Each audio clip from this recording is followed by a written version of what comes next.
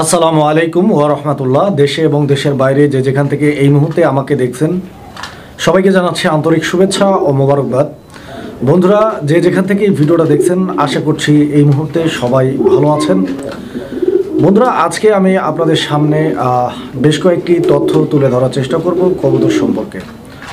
যারা কবুতর প্রেমী রয়েছেন বা নতুন করে যারা কবুতর সেক্টরে আসতে চাচ্ছেন, কবুতর পালতে চাচ্ছেন, তাদের জন্য আজকের ভিডিওটি অত্যন্ত গুরুত্বপূর্ণ। বিকজ কবুতরের সেক্টর থেকে ভালো কিছু পেতে গেলে, ভালো কিছু করতে গেলে অবশ্যই আপনাকে প্রপার একটা ধারণা নিয়ে কবুতরের সেক্টরে ইন করতে হবে। মূল পয়েন্টে আসি। ব্যাপারটা হচ্ছে যে আমাদের বাংলাদেশে বাজারে হিউজ পরিমাণ কবুতর ইতিমধ্যেই রয়েছে, পাওয়া যাচ্ছে। বেশ কিছু দেশি প্রজাতির কবুতর রয়েছে। দেশি যে কবুতরগুলো রয়েছে এর মধ্যেও রয়েছে বিভিন্ন মানে জাতের মধ্যেও, মানে দেশীয় যে একটা জাত, এই জাতের মধ্যেও রয়েছে বিভিন্ন প্রজাত। মানে আছে না যে শাখা উপশাখা, এরকম একটা ব্যাপার স্যাপার। আর ফেন্সি যে কবুতরটা, অনেকেই ফেন্সি শব্দটার সাথে পরিচিত, যারা লং টার্মে কবুতরের জগতে রয়েছেন তারা তো জানেনই। আর যারা একদম নতুন কবুতরের জগতে, যারা এই বিষয়ে কোনো কিছুই এখনও জানেন না, তারা কিন্তু কবুতরের জগৎ সম্পর্কে একদম নতুন। ফেন্সি শব্দটা অনেকের কাছেই শুনেছেন, হয়তো শুনবেন, কিন্তু আসলে ফেন্সি শব্দটা অনেকেই বুঝেন না।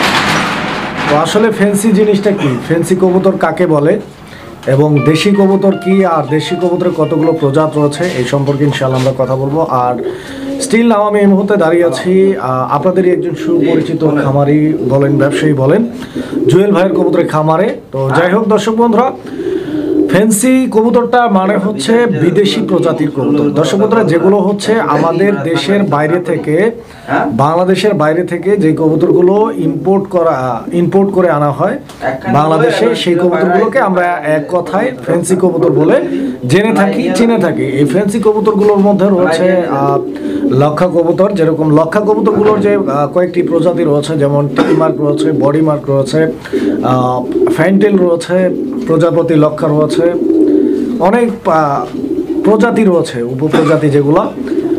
এই কবুতরগুলো কিন্তু আমাদের ইম্পোর্ট করে আনা ইন্ডিয়া থেকে। আবার লাহোরি প্রজাতির যে কবুতরগুলো রয়েছে, এই কবুতরগুলো আমাদের ইম্পোর্ট করে আনা হচ্ছে পাকিস্তান থেকে। আবার শৌখিন প্রজাতির যে কবুতরগুলো রয়েছে, শৌখিন, মডার্না, এই ধরনের কবুতরগুলো আমাদের ইউরোপ কান্ট্রি থেকে বাংলাদেশে ইম্পোর্ট করে নিয়ে আসা। জার্মানি থেকে আমাদের বেশ কিছু কবুতর ইম্পোর্ট করে নিয়ে আসা আছে। সেগুলো হচ্ছে বিউটি হোমার কবুতর, white beauty, black beauty, Indonesian beauty, red Indigo, বিভিন্ন কালার হতে পারে। এই বিউটি কবুতরগুলো আমাদের সরাসরি জার্মানি থেকে ইম্পোর্ট করে আনা। আর রেসার প্রজাতির যে কবুতরগুলো রয়েছে আমরা দেখি আমাদের চোখের সামনে আশেপাশে, সবজি, মাক্সি, রেড চেকার, মিলি রেসার, এগুলো আসলে বিভিন্ন দেশ থেকে কালেক্ট করা।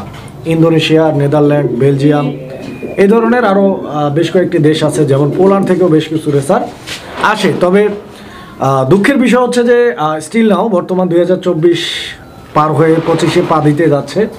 বর্তমান এই সময়টা কবুতরের জন্য অনেকটা ডিফিকাল্ট সময়। বিকজ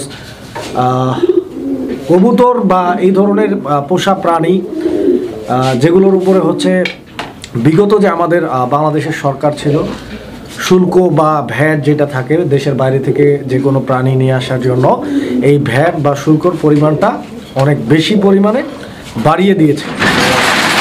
এই ভ্যাটের পরিমাণটা বাড়িয়ে দেওয়ার কারণে যে জিনিসটা ঘটেছে সেটা হচ্ছে যে আমাদের বাংলাদেশে যারা বড় বড় ইম্পোর্টার রয়েছে, দেশের বাইরে থেকে কবুতরগুলো ইম্পোর্ট করে আমরা যারা শৌখিন কবুতর প্রেমী রয়েছি, আমাদের জন্য যারা নিয়ে আসতো, তারা এই ইম্পোর্টটাকে বন্ধ করে দেয়। ফলাফল আমাদের বাংলাদেশে আপনারা লক্ষ্য করে দেখলে বুঝবেন, আজ থেকে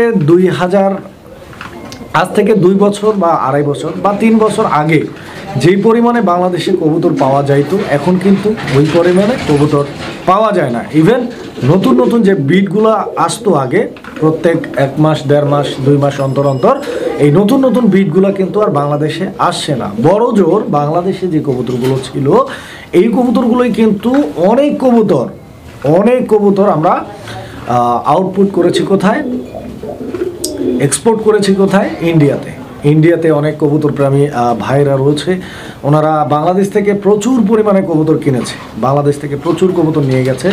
তো যে কারণে বাংলাদেশে একদিকে ইম্পোর্ট বন্ধ, অন্যদিকে ইন্ডিয়াতে আমরা আমাদের যে যতটুকু সম্বল ছিল এটা ইন্ডিয়াতে আমরা এক্সপোর্ট করে দিয়েছি। তো এক্সপোর্ট করে দেওয়ার কারণে আমাদের বর্তমান বাংলাদেশে কবুতরের সংখ্যাটা খুবই কম।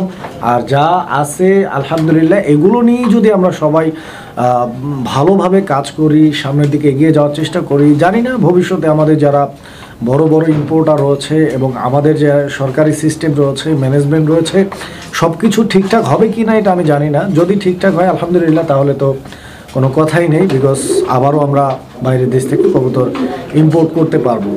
তো যদি ইম্পোর্ট না হয় বাই চান্স, তাহলে আমাদের এখানে যা রয়েছে এগুলো দিয়েই আমাদেরকে কাজ চালিয়ে নিতে হবে।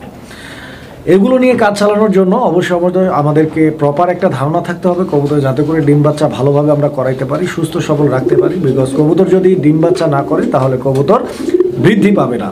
ইভেন কবুতর যদি অসুস্থ হয়ে যায় তাহলে বৃদ্ধি তো পাবেই না। একই সঙ্গে অসুস্থতার কারণে বিভিন্ন কবুতর মারা যাওয়ার কারণে কবুতর আরও কমতে থাকবে। কবুতরের বাজারটা এমনি ক্রাইসিস, আরও আমরা ক্রাইসিসের ভিতরে পড়ে যাব। কবুতরের সেক্টর থেকে কিন্তু প্রচুর পরিমাণ মানুষ এই মুহূর্তে তাদের মানসিক যে একটা খোরাক, সেই খোরাকটা আহরণ করছে। ইভেন কবুতর হচ্ছে একটা শান্তির প্রতীক, এটাকে আসলে বাদ দিয়ে চলা বা করা, এটা আসলে চিন্তাও করা যায় না। কারণ এটা হয়তো যারা সাধারণ মানুষ রয়েছে তাদের কাছে কথাটা একটু আজব বা আজগুবি মনে হবে, তারপরও যারা কবুতর প্রেমী রয়েছে তারা আমার এই কথাটা বুঝতে পারবে, যারা কবুতরের সাথে ইনভলভ। কবুতরের যে একটা ব্যাপার আছে, কবুতর জিনিসটা কিন্তু একদম রক্তের সাথে মিশে যায়। সো কেয়ারফুলি কবুতরগুলোকে আমাদেরকে টেক কেয়ার করতে হবে। আর টেক কেয়ার করার জন্য অবশ্যই আমাদেরকে বুঝতে হবে কোন কবুতরটা আমাদেরকে লালন পালন করা উচিত শুরুর দিকে। অবশ্যই আমার পরামর্শ হচ্ছে আপনারা শুরুর দিকে যারা একদম বিগিনার, কবুতর সম্পর্কে কোনো ধারণা নাই, কোনো কিছুই জানেন না, নর কোনটা, মাদি কোনটা, কোনটা কোন জাতের কবুতর, কোনটাকে কিভাবে যত্ন নিতে হয়, কোনটাকে কিভাবে রাখতে হয়, কোনটাকে কিভাবে ডিম বাচ্চা করাইতে হয়, কোনটাকে কোন খাবার দিতে হয়, এই সব বিষয় হাবিজাবি যদি আপনি না জেনে থাকেন, তাহলে আমার সাজেশন হচ্ছে এজ এ বিগিনার আপনি শুরুতেই কবুতর পালন শুরু করতে পারেন দেশি কবুতর দিয়ে।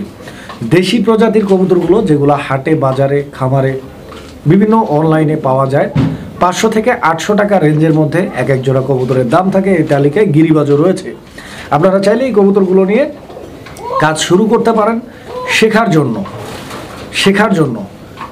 যখন আপনার শেখা হয়ে যাবে, কবুতর সম্পর্কে মোটামুটি একটা আইডিয়া হয়ে যাবে, কবুতর চিনবেন, বুঝবেন, জানবেন, তখন আপনারা বড় পরিসরে খামার করতে পারেন, অথবা শখ করে পাললেও দামি কবুতর পালন করতে পারেন। তো দর্শক বন্ধুরা, আজকের পরামর্শ এইটুকুই ছিল। ইনশাআল্লাহ আপনারা যারা কবুতরের জগতে আসতে যাচ্ছেন, কবুতর পালতে যাচ্ছেন, অবশ্যই আমার ভিডিওগুলো ফলো করবেন। আমি প্রতিনিয়ত আপনাদেরকে গাইড করার চেষ্টা করব কোন কবুতরটা কিভাবে পালন করবেন, কোন সমস্যায় কোন ওষুধ খাওয়াতে হবে, কি করলে কবুতর বেশি বেশি ডিম বাচ্চা করবে।